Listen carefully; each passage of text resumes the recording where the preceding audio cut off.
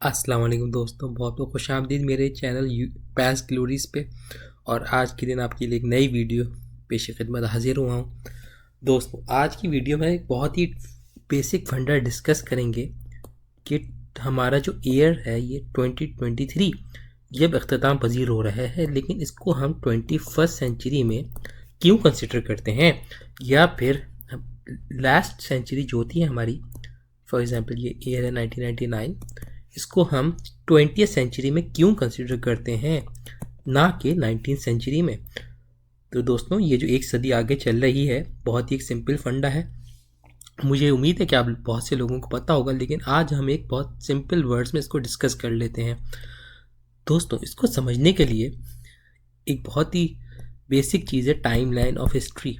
ये अगर हम डिस्कस कर लें इवेंट्स के साथ, तो हम इसको अच्छे तरीके से समझ पाएंगे। फॉर एग्ज़ाम्पल, ये जो हमारी हिस्ट्री की टाइम लाइन है बिल्कुल ही मैथमेटिक्स के जो इंटीजर्स होते हैं उनकी तरफ वर्क करती है। फॉर एग्ज़ाम्पल, हमारे जो इंटीजर्स शुरू होते हैं वो ज़ीरो से आगे पॉजिटिव में शुरू होते हैं और ज़ीरो की तरफ नेगेटिव में शुरू होते हैं। तो हिस्ट्री की जो टाइम लाइन है हमारी, ये ज़ीरो से आगे AD में ईयर्स होते हैं और इस तरफ BC में ईयर्स होते हैं। और दोस्तों, ये ज़ीरो जो है ये हज़रत ईसा अलैहिस्सलाम की पैदाइश को या जीसस क्राइस्ट की जो बर्थ है उसको सिग्निफाई करता है। दोस्तों, ये जो AD है, इसका अगर बहुत से लोग हम में से इसको आफ्टर डेथ के तौर पे लेते हैं, लेकिन इसका हरगिज़ मतलब आफ्टर डेथ नहीं है। इसका मतलब एनो डोमिनी एक लैटिन वर्ड है जिसका मतलब है in the year of our Lord, और BC का मतलब है बिफोर क्राइस्ट। तो दोस्तों, अगर हम इसको सेंचुरीज़ में डिवाइड कर लें, 100, 200, 300, 400 या 500, इसी तरीके से ये 2000 हमारा ईयर आ गया। और BC में इस तरीके से होता है 100, 200, 300, 400 या फिर 500 या फिर 2000। इससे आगे ईयर्स चले जा रहे हैं, यहाँ से भी ईयर्स चले जा रहे हैं।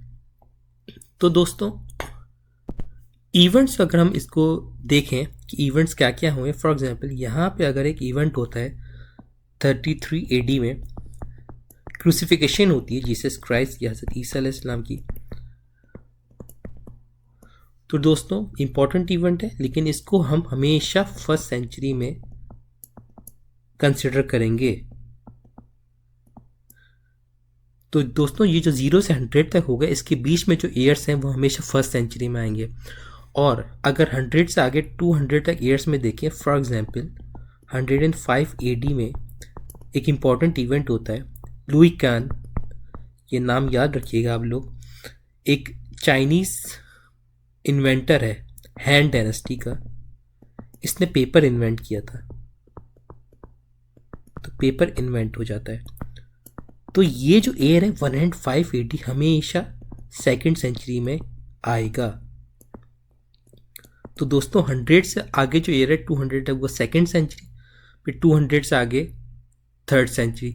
फॉर एग्जांपल, एक और अगर हम AD में देख लें कोई एग्जांपल इवेंट की, 476 AD, दोस्तों बहुत इंपॉर्टेंट साल है, रोमन एम्पायर का फॉल होता है और मेडिवल टाइम शुरू हो जाती है और हमारा एंशिएंट पीरियड ख़त्म हो जाता है। तो इस ईयर को हमेशा 5th सेंचुरी में लेंगे दोस्तों। इसी तरीके से BC में भी हम देख लें, फॉर एग्जांपल ये BC में हम देखें तो अगर हम इस एक ईयर को देखते हैं 44 BC, दोस्तों जूलियस सीजर जो एक इम्पॉर्टेंट रोमन जनरल होता है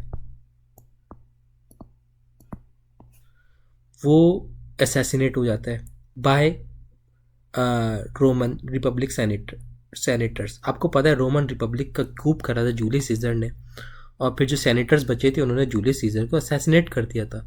लेकिन ये इवेंट हमेशा फर्स्ट सेंचुरी BC के तौर पे लिया जाएगा। एक और अगर हमको एग्जाम्पल देखें, फॉर एग्जाम्पल यहाँ पे अगर कोई हम देखते हैं 538 BC की, फास्ट फॉरवर्ड कर दिया बहुत ज़्यादा, लेकिन एक इम्पॉर्टेंट इवेंट है Cyrus the great Persian king होता है दोस्तों, वो फ्री करवाता है बनी इसराइल कौम को। दोस्तों इसी वजह से इसको आजकल की दुनिया में फादर ऑफ ह्यूमन राइट्स के तौर पे जाना जाता है, और ये जो फ्री करवाता है बेबीलोनियन कैप्टिविटी से कराता है। दोस्तों बेबीलोनियन जो है वो आप बहुत से लोग जानते होंगे बाबुल के नाम पे, हमारे भी कुछ दोस्त हैं वो बाबुल के नाम पे बेबीलोनियन सिविलाइजेशन को जानते हैं। लेकिन जानने की बात यह है कि ये जो ईयर है ये हमेशा 6th सेंचुरी में शुमार किया जाएगा। तो दोस्तों इसी तरीके से हमेशा एक सेंचुरी हम आगे लेके चलते हैं। For example,